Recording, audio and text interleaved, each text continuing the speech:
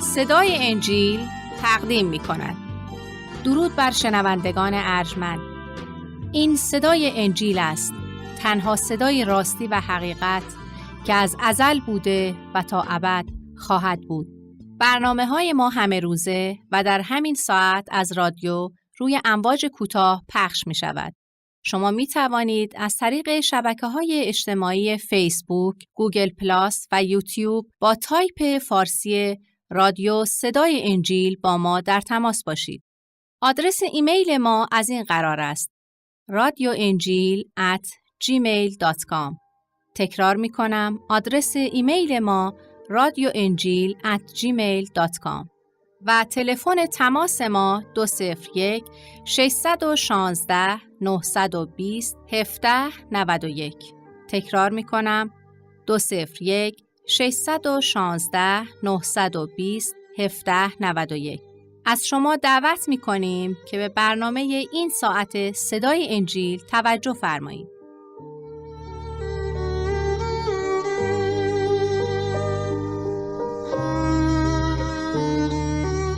به تو پناه می آوریم ای یکتا خدا و ای قادر مطلق و حاجات دل خویش را بیان می داریم، زیرا که تو تنها خدا هستی و جز تو هیچ کس نیست که ما را دریابد.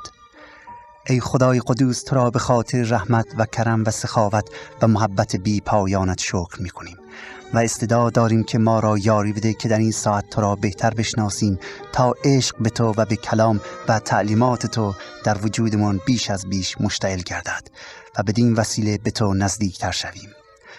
بارالله تو را شکر می‌کنیم که کلام مقدس و حیات بخش خود را به ما عطا کردی تا توسط آن اراده تو و راه مستقیم را دانسته و با مطیع بودن به دستوراتت و ایمان آوردن به کلامت وارد ملکوت تو شویم. پس استدعا می‌کنیم که ای خدا یکتا در این ساعت ما را در درک کلامت یاری بده و چشمان ما را بگشا تا از کلامت چیزهای عجیبی را ببینیم. این دعا را به نام نامی عیسی مسیح، کلمه آشکار شده تو و یگانه منجی زنده بشریت می‌طلبیم. آمین.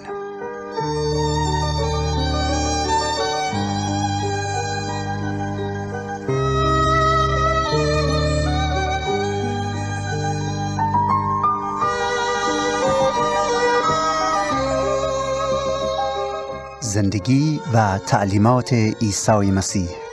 اقتباس از انجیل مقدس به قلم حضرت لوقا. برنامه‌ای از صدای انجیل.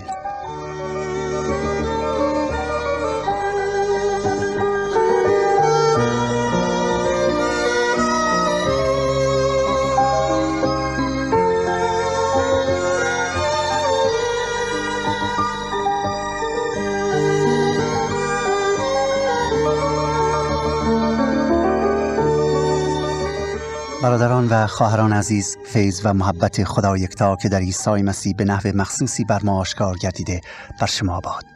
امیدوارم که در هر کجای این عالم هستید در شادی و سلامتی الهی روزهای خود را به سر آورید و با مشارکتی که با خداوند یکتا دارید بر همه مشکلات و تلخی‌های زندگی فائق شوید که این آرزوی باطنی ما برای همه شماست و یقین دارم که اگر امروز دل خود را تسلیم منجی زنده کرده باشید و با او صحبت کرده باشید، آرامی خدا را نیز در خود خواهید یافت. اجازه میخوام از فرصت استفاده کنم و از همه یاران عزیزی که لطف نموده و برای ما نامه نوشتن صمیمانه سپاسگزاری کنم. همونطور که بارها عرض کردم، نامه‌های شما باعث شادی و تشویق ما بوده و مطمئن باشید که ما نیز به همه نامه‌های رسیده پاسخ کتبی خواهیم داد. در ادامه مطالعه کلام خدا توجه خود را معطوف به فصل 9 از انجیل مقدس می‌کنیم و از آیه 28 دنباله آیات را خدمتتون می‌خونم و توضیحاتی به عرض مبارکتون میرسونم تا شما معنی و مقصود آیات را بهتر درک کرده و کلام خدا را در وجود خودتون بپذیرید. این برنامه رو از صدای انجیل میشنوید. به آیات کلام خدا توجه فرمایید. میگوید: و از این کلام قریب به 8 روز گذشته بود که عیسی پتروس و یوحنا و یعقوب را برداشته بر فراز کوهی برآمد تا دعا کند. و چون دعا میکرد، هیئت و چهره او متبدل گشت و لباس او سفید و درخشان شد که ناگاه 2 مرد یعنی موسی و الیاس با وی ملاقات کردند و به هیئات جلالی ظاهر شده درباره رحلت او که می بایست به زودی در اورشلیم واقع شود گفتگو می کردند.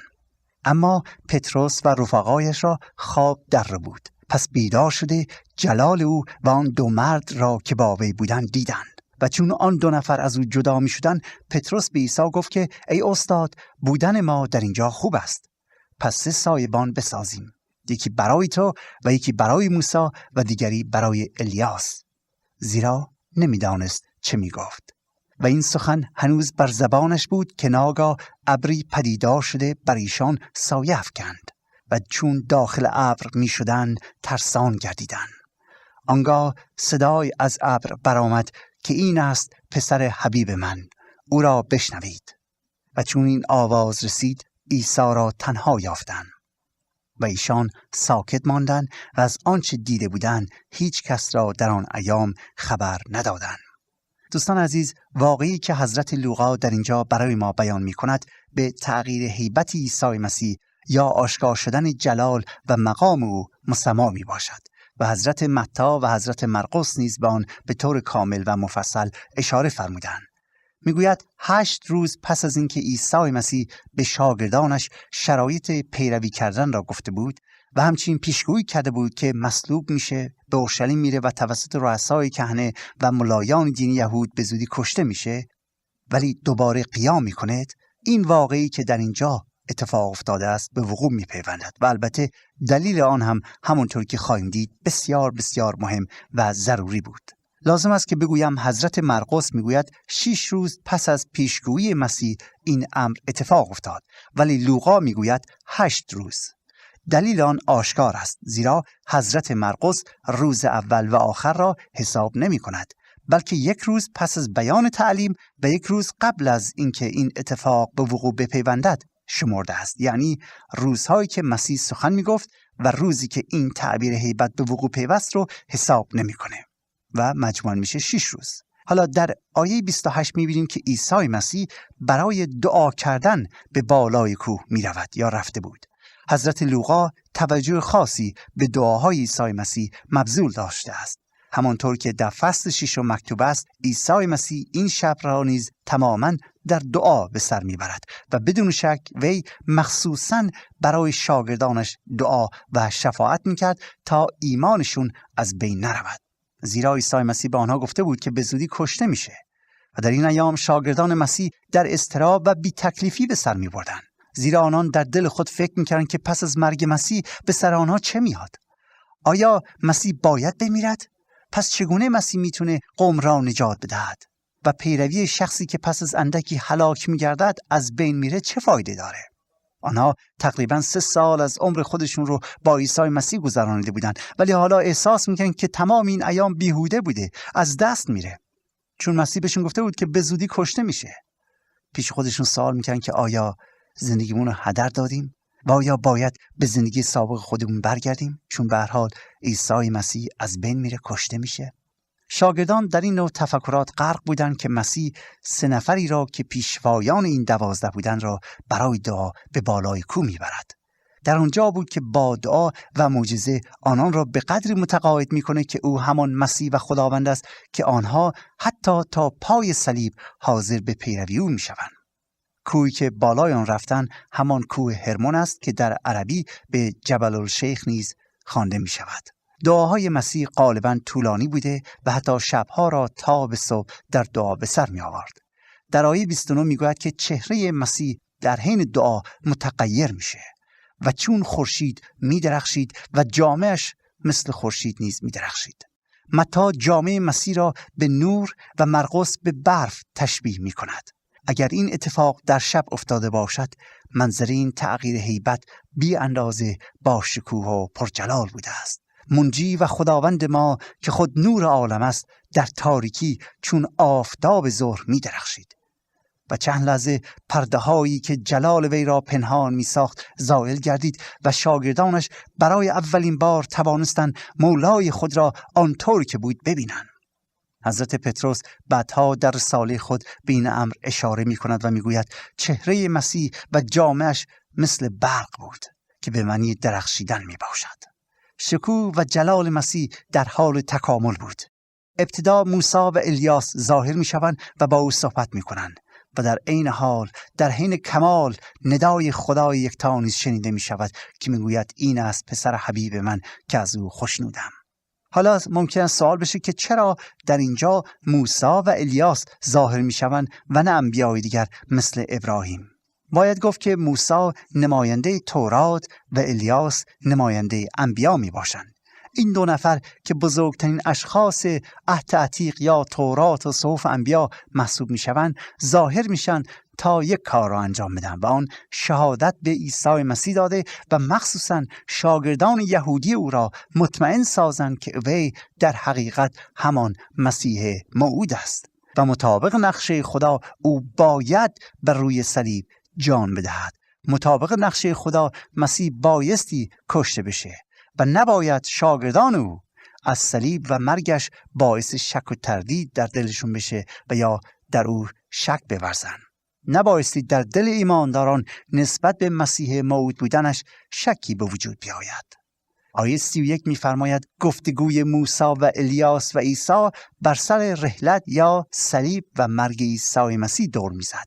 کلمه رحلت در یونانی به معنی خروج می باشد و ممکن است علاوه بر مرگ عیسی شامل قیام و صعود او نیز بشه. جالب اینجاست که ذکر مرگ عیسی مسیح باعث اضطراب شاگردان گردید و حالا این دو نبی خدا به طوری راجع به آن صحبت می دارند که شاگردان لزوم آن را درک می کنند. آیه 32 می گوید خواب بر شاگردان مستولی شده بود. این آیه نشان می‌دهد که دعای عیسی مسیح بسیار طولانی بوده. حالا در حینی که مسیح به دعا مشغول بود، سه شاگرد وی به خواب میرن.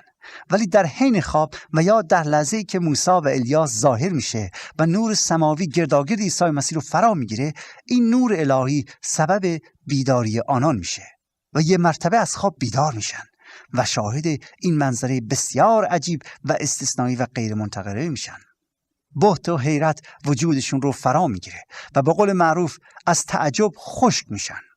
پتروس که با دیدن این منظره ملکوتی دست و پاچه شده بود، ترس بر او چهره شده بود، وقتی دید که این دو نفر مهمان نورانی میخوان برون، خواست مانع رفتن آنها بشه تا بیشتر از فیض دیدار جلال آسمانی برخوردار بشه.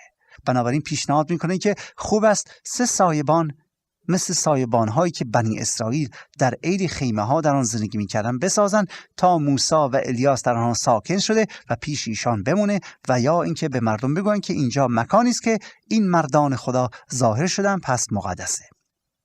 پتروس هنوز نمی‌دانست که جلال، آن هم جلال مرگ و قیام عیسی مسیح، از این جلالی که می‌بیند بسیار عظیم‌تر خواهد بود. حالا در این اثنا بود که ابری ظاهر میشه و الیاس موسی ناپدید میکردن. ابر نورانی علامت حضور خداوند یکتا می باشد. در تورات و انجیل مقدس غالباً به این امر اشاره شده است و احتمال می رود که این ابر مثل همان ستون ابری بود که در بیابان سینا حینی که موسی قوم بنی اسرائیل را از دست فرعون آزاد می کرد در آنجا آشکار شده بوده. در حالی که ستون ابر موسی و الیاس را پوشانیده بود، شاگردان مسیح بی نهایت ترسان میشن، زیرا دانستن که در حضور خدای یکتا، در حضور خدای مقدس و عادل هستن. بی نهایت ترسان شدن. دوستان عزیز، هر بار بشر حضور خدا را در کنار خود حس کرده، هر بار حس کردی که حضور خداوند در مکانی حاضر، ترس عجیبی وجود او را فرا گرفته و البته در عین حال آرامش عجیبی، مخصوصا اگر رابطش با خدا خوب باشه. به عبارت دیگر، اگر ما با خداوند باشیم، حضور خدا رو که حس میکنیم، یک ترسی که علامت احترامه در ما به وجود میاد. ولی اگر با خدا نباشیم، ترسی که از وحشت است در ما خواهد بود. حتی پیامبران نیز این ترس رو برای کسانی که خدا را پیروی نمی‌کردند و طریق او را نمی‌پیماییدند آشکار کردند. آنها نیز این حس را داشتند. ترس از مجازات، ترس از وحشت، از تنبیه الهی برای کسانی که خدا را نمی‌شناسند. ولی برای کسانی که به وسیله ایمان به عیسی مسیح از گناهان و داوری آسمانی رهایی یافتند و با خدا در صلح هستند، از خدا پیروی می‌کنند، حضور خدا یعنی آرامش. این ترس احترام و فروتنی خواهد بود. در کتاب مقدس برخلاف عقاید بسیاری خدا خدای قهار و خشمناک نیست که هر لحظه بندگانش را از اون بالا تنبیه کند، بلکه خدا خدای محبت است. خدایی است که در عین حال که عدالت مطلق را به جا می آورد، محبت بی سایبه خویش را نیز آشکار می کند. ما که با مسیح هستیم از حضور خدا نباید گریزان و ترسان باشیم. در عوض باید ترس خدا را در دل خود داشته باشیم و ترس خدا به معنی اطاعت کامل و تسلیم محض به اوامر و اراده او می باشد. ما که محبت خدا را چشیده ایم، ما که محبت او را در زندگی دیده ایم، ما که خود را تسلیم او کردیم و از او پیروی می کنیم، هیچ دلیلی نداریم که از خدای یکتا وحشت داشته باشیم. در عوض بایستی او را دوست داشته باشیم و محبت و عشق به وصال او در قلب خودمون همیشه بایستی مشتعل باشه. خدای محبت، خدای صلح و آرامش، حضورش آرامی میدهد و خدا را شکر که او همانند پدر آسمانی ماست که وقتی به حضورش بیاییم میتونیم با اطمینان کامل و با آرامی جان به حضور او بیاییم. او ما را از آن خود گردانیده است، نه به خاطر اینکه لیاقتش رو داشتیم، خیر، بلکه به خاطر ایمان به عیسی مسیح. توسط فیض عیسی مسیح او ما را فرزندان خود گردانیده است. خدا را شکر، خدا را شکر. در آیه 35 می‌فرماید که ناگاه صدایی از آسمان شنیده شد. این صدا صدای آسمانی، صدای خدای یکتا بود.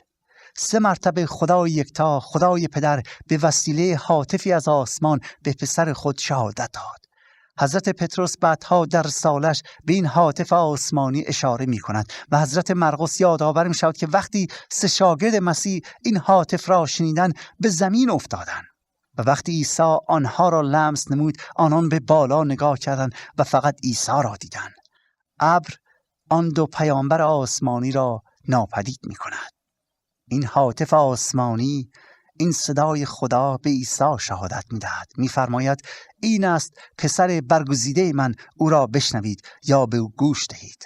در تورات مقدس و مخصوصا در کتاب اشعیا نبی فصل 42 آن نجات دهنده موعود برگزیده خوانده شده است، زیرا از ازل از طرف خدا برگزیده شده بود تا منجی عالم باشد. و میتوان گفت که مقصود از پسر برگزیده من همان اینه که آن نجات دهنده موعود را بشنوید. این یا مسیح نجات دهنده موعود است، او را بشنوید. با ظهور عیسی مسیح دوره عهد عتیق یا شریعت به پایان میرسد و حالا زمان فیض است. دوره عهد جدید خدا با بشر است و شاگردان موظف بودند که او را بشنوند. این مکاشفه آسمانی، این الهام الهی مسیح، این جلال و هیبت آشکار شده مسیح هر نوع شک و تردید را از میان قلب این 3 شاگرد برطرف نمود و آنان برای اولین بار به طور کامل دانستند که عیسی همان مسیح موعود است، همان نجات دهنده موعودی است که خدا از اول وعده داد که میفرستد تا نجات بشر را مهیا کند. در او حیات است و جز او حیات نیست.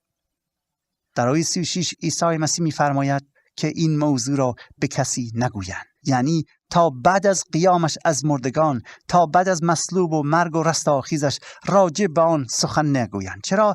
زیرا اگر این مسئله به دیگران ابراز می‌شدند هرگز اون رو درک نمی‌کردند. چطور ممکنه موسی و الیاس به پیغمبر خدا ظاهر بشن و درباره مرگش صحبت کنند و چه بسا باعث لغزش آنان می‌شد. ولی اطمینان کاملی که اکنون این 3 شاگرد داشتن برای مطمئن ساختن بقیه شاگردان کافی بود، ولو اینکه سبب این اطمینان را هم نمی‌دانستند. مسیح گفت اکنون سکوت کنید تا نقشه کامل بشه. آن وقت است که مردم معنی و مقصود همه چیز را خواهند فهمید. و اما از آیه 37 الی 46 سخن از معجزه دیگر عیسی مسیح، یعنی شفای یک پسر غشی می کند که حالا توجهتون رو به آیات جلب می کند. می فرماید و در روز بعد چون از کوه به زیر آمدند گروهی بسیار او را استقبال کردند. از این آیه متوجه می شویم که مسیح از عصر روز گذشته تا صبح روز بعد وقت خود را با آن 3 شاگردش در دامنه کوه در دعا به سر آورده بود. صبح که از کوه پایین میاد مردم زیادی به استقبال او آمده بودند. آیه 36 الی 40 میگوید که ناگاه مردی از میان آن فریاد کنان گفت ای استاد، به تو التماس میکنم که بر پسر من لطف فرمایی، زیرا یگانه من است. که ناگاه روحی او را میگیرد و دفعتا سیحه میزند و کف کرده و مسروع میشود و او را فشرده به دشواری رها میکنه. در این آیات میبینیم که در میان اون جماعت بسیار مردی با التماس به نزد عیسی مسیح میاد و میگوید ای استاد، بر من ترحم کن، بر من ترحم کن ای استاد و پسر مرا شفا بده. و سپس مرض پسرش را تشریح میکند. میگوید روح پلید او را میگیره و یه دفعه شروع به جیغ داد میکنه و به شدت این پسر رو تکان میده و اونو به زمین میاندازه و کف از دهان پسر خارج میشه و حتی بیهوش میشه.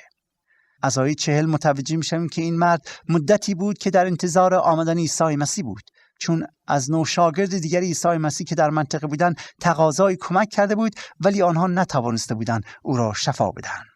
از آیه 41 براتون میخونم. عیسی در جواب گفت ای فرقه بی ایمان کجروش، ای فرقه بی ایمان کجروش، تا کی با شما باشم و متحمل شما گردم؟ پسر خود را اینجا بیاور. و چون پسر می آمد، دیو او را دریده مسروع نمود. اما عیسی آن روح خبیث را نهیب داده، طفل را شفا بخشید و به پدرش سپرد. و همه از بزرگی خدا متحیر شدند. همه از بزرگی خدا متحیر شدند. و وقتی که همه از تمام اعمال عیسی متعجب شدند، به شاگردان خود گفت این سخنان را در گوشهای خود فرا گیرید، زیرا که پسر انسان به دستهای مردم تسلیم خواهد شد. ولی این سخن را درک نکردند و از ایشان مخفی داشته شد که آن را نفهمند و ترسیدند که آن را از وی بپرسند. حالا دوستان، عیسی مسیح پس از اینکه تمام شب را در جلال آسمانی به سر میبرد، دوباره توجه خود را به گناه و زحمات این دنیا مبذول میگرداند و با قدرت آسمانیش نیازهای مردم درمند و محتاج را برآورده میکند. پدری نزد او میآید و میگوید بر من رحم کن. هر کسی که محتاج بود وقتی با ایمان به حضور عیسی مسیح می آمد، لطف و کرم او را نصیب خود می ساخت. زیرا عیسی مسیح همه نیازمندان و ماتمیان و مستضعفان را به درگاه خود راه می داد. همدرد آنها بود و آنها را یاری می داد. در آیه 41 عیسی مسیح هم آن نوشاگردش و هم پدر کودک را به خاطر نقص ایمان نکوهش می کنه. زیرا بر اثر عدم ایمان شفا حاصل نگردیده بود. پس آنان رو در ایمان تقویت میکنه. میگه تقویت بشید، ایمانتون رو قوی کنید. و سپس با کلامی عیسی مسیح فرزند مسرور رو شفای کامل عطا میکند. ای عزیزان، کتاب مقدس به ما تعلیم میدهد که شک و تردید یا نقص ایمان بزرگترین مانع و دیواری است که جلوی عطایای آسمانی شفای خدایی را میگیرد. و ای عزیزان، امروز نیز همین امر در مورد ما صدق میکند. اگر عمیقاً به درون خودمون، به ایمان و نیت خودمون توجه کنیم، متوجه میشیم که علت این که ما شفای آسمانی رو دریافت نمی کنیم، علت این که دعاهامون جواب داده نمی شود، اینه که شک و تردید در وجود ما است. شک و تردید در ایمانمون است. ایمانمون همراه با شک و تردیده. شک و تردید به محبت و لطف پروردگار و همراه بودن او با ماست. و نقص ایمانمون دوستان سبب محرومیت‌های ما از الطاف خدا می باشه. هیچ چیز دیگری نمی باشه. همه ما میدونیم که خدا مهربانه، خدا رحیمه، خدا عادله و خدا میخواهد که ما از فیوزات او بهره مند شویم. خدا میخواهد که ما سالم باشیم، شفا داشته باشیم. بنابراین عیب از خدا نیست، عیب از ماست. و بدون شک دوستان، اگر اجازه بدهید که عیسی مسیح زنده علت محرومیت‌ها را برای ما بیان کنه، امروز ما می توانیم از خدا تقاضای شفا کنیم و آنها را برداریم. اگر اجازه بدهید که مسیح زنده علت محرومیت‌ها را برام بیان کنه، او امروز این جملات را به ما خواهد گفت که ای فرزندم، ای فرزندم، اگر ایمانت کامل تر بود، آن وقت می توانستی به آسانی فتوحات عظیمی برای خداوند خودت بکنی و بر گناه و موهومات و خرافات و تعصبات غالب شده و در ملکوت خدا ساکن شوی. و دوستان عزیز، این دعای من برای همه شماست. این واقعیتی بود که من در زندگی خودم پی بردم، دیدم. توسط مسیح متوجه شدم که ایمانم ضعیفه. نیازمند لطف خدایی هستم. نیازمند این هستم که عیسی مسیح قلب مرا لمس کنه و شک و تردید را از من برداره. هر وقت شک و تردید باشه، مطمئن باشی که ثمرات دعا را نخواهیم دید. جواب دعا را نخواهیم شنید. پس چه خوب است که از خداوند مهربان همین ساعت تمنا کنیم که به من و شما بصیرت روحانی بده. بصیرت روحانی بده تا حقایق را درک کنیم. بصیرت روحانی بده تا متوجه ضعف‌های خودمون رو ببینیم. نقص ایمان خود را ببینیم. تا بتونیم قلب خودمون رو ببینیم، ایمان خودمون رو ببینیم. و آن وقت خودمون رو از نو تسلیم او کنیم.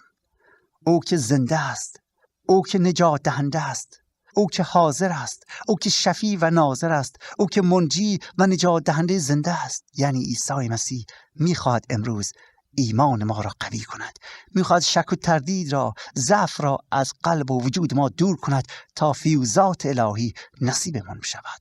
تا امروز از برکت خدا لبریز بشیم، تا امروز از گناه آزاد بشیم، تا امروز صاحب حیات بشیم و تا امروز جزو فرزندان حق بشویم و همان نوری باشیم که بر تاریکی ها غلبه کنیم. خداوند کمک کند که حقیقت را درک کنیم و بتوانیم در زندگی الهیمون، زندگی که خدا از ما انتظار دارد، از فیض و رحمت او بهره مند شویم.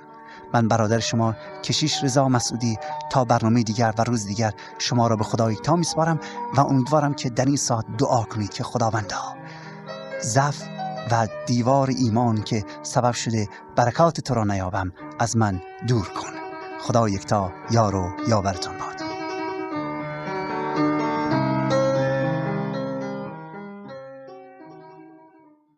آنچه شنیدید برنامه‌ای بود از رادیو صدای انجیل.